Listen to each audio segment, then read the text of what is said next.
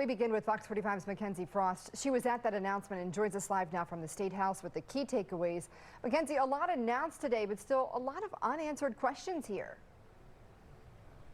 Absolutely, Maxine and Mary. There was a lot of anticipation for the news of this budget framework deal that apparently has been reached. Some things for sure not on the table and part of the conversation anymore, including a sales tax increase and a property tax hike. But question after question throughout the news conference, we learned that the actual details have yet to be ironed out.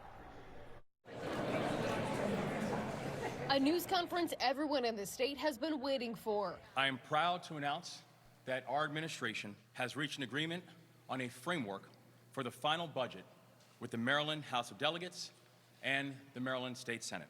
No one up here wants to talk about cuts. No one wants to talk about revenues. But that's what Governor Wes Moore and legislative leaders are now announcing. No new sales tax hike, soda tax, snack tax, or property tax increases, but a 3% tax on IT and data services. This budget introduces an expansion of revenues on data and IT services at half the rate of the current rate on goods. And this reform package will help us to bring our tax code into the 21st century. Could the new data services tax apply to people's phone bills?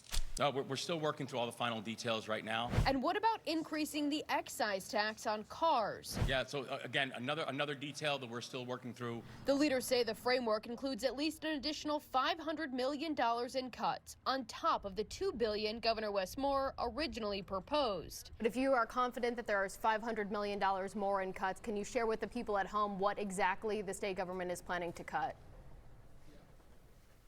I mean, sure. The agreement includes at least this amount in cuts. He still has to go through all the committees and through each of our chambers.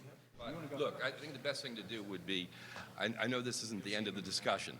You're going to see in an hour the House's version, and you'll see those cuts. It's a whole list of things. Can you give us an example of one? Vacancy reduction. See it in an hour. Vacancy reduction is a great one. All right, guys, thank you all so much.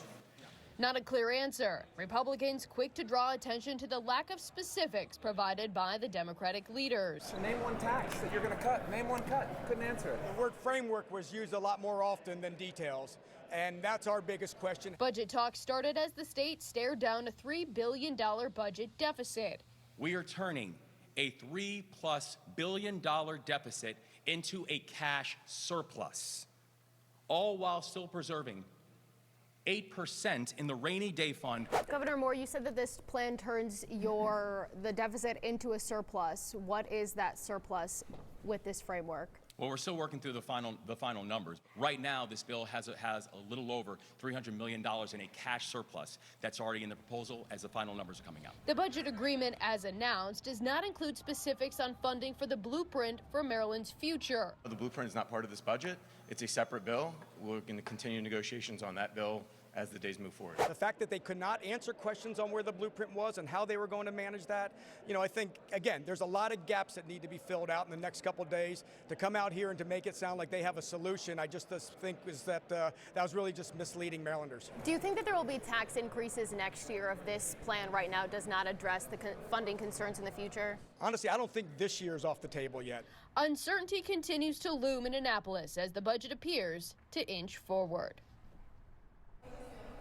Now, the House is expected to start debating this on the floor as early as Friday, which means we could see the budget in the hands of the Senate sometime next week. Live in the State House, Mackenzie Frost, Fox 45 News.